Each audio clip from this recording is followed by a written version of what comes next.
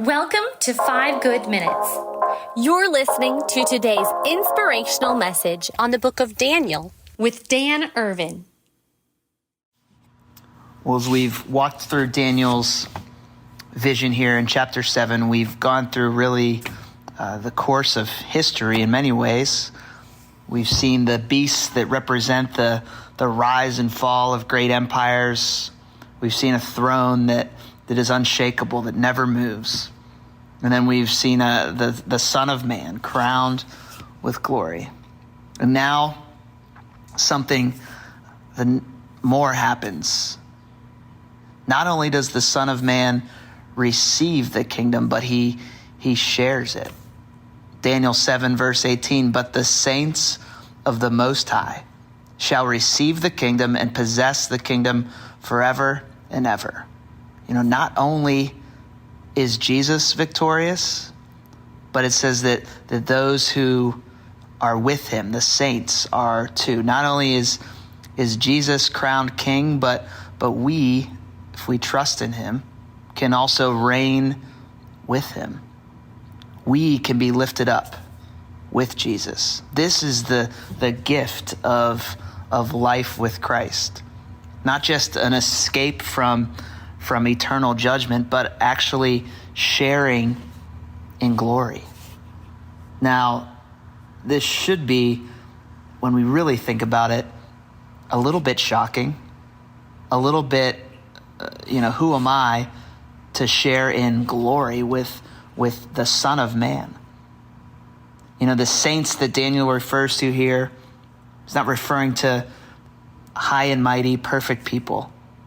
These are the faithful remnant, the people of God.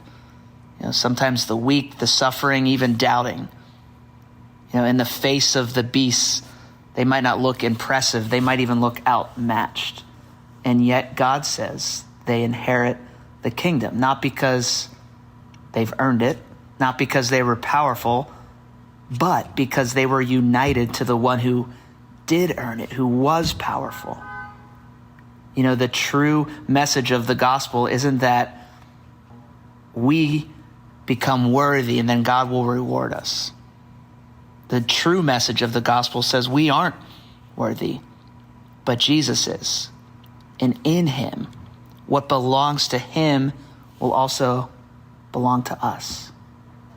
That's why Paul writes in Romans 8:17 these encouraging words. He says that we are co-heirs, heirs of God and co-heirs with Christ.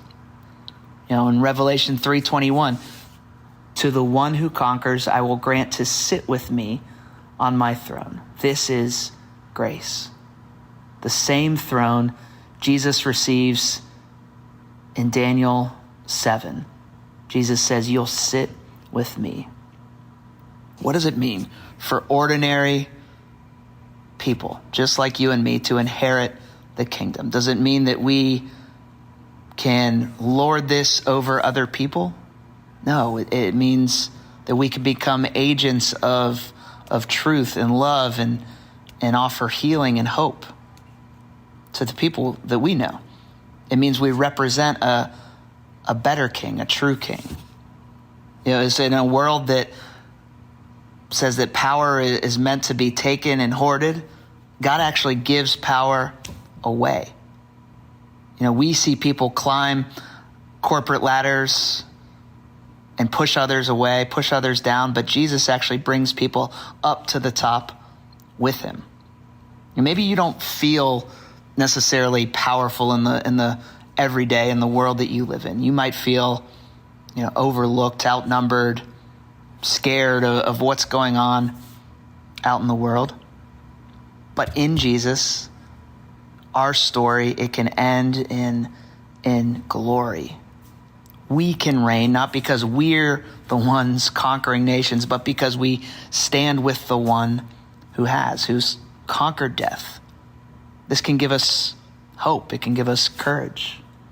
As we look out in the world, that we don't have to scramble for our lives in fear of losing money, losing status, even losing the relationships that are so dear to us. We can be part of a kingdom that is forever. a co-heir in the victory. We can lift our eyes.